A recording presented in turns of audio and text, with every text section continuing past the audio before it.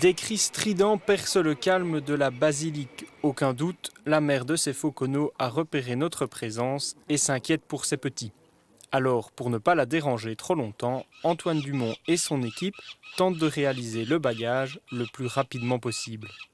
On a placé 2 bagues sur chaque faucon juvénile. Une bague qui est la bague classique pour tous les oiseaux bagués dans toute l'Europe, avec l'adresse ici en Belgique de l'Institut des sciences naturelles à Bruxelles.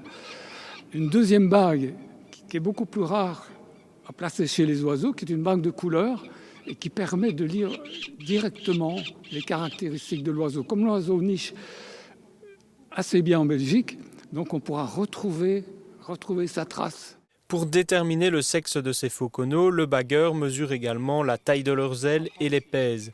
Quant aux bagues, elles permettront de suivre les oiseaux tout au long de leur vie et de récolter des informations sur leur parcours, leur âge ou leur lieu de nidification avec, dans certains cas, un attachement à la cité ardente. Ici à Liège, donc, nous avons 2 sites de nidification, la basilique et l'église au pied des Oblats.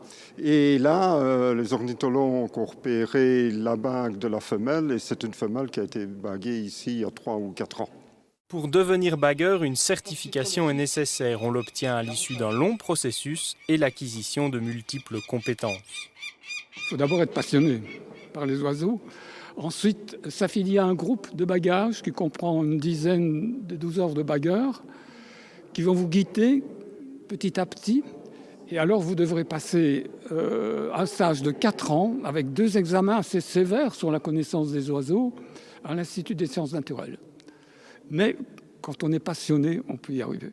Si vous voulez suivre les aventures de ces jeunes fauconneaux, une caméra permet de les observer en direct sur la page YouTube de Natagora Liège. D'ici quelques semaines, ils prendront leur envol, mais ces passionnés d'ornithologie espèrent bien que la basilique Saint-Martin accueillera à nouveau un couple de faucons l'année prochaine.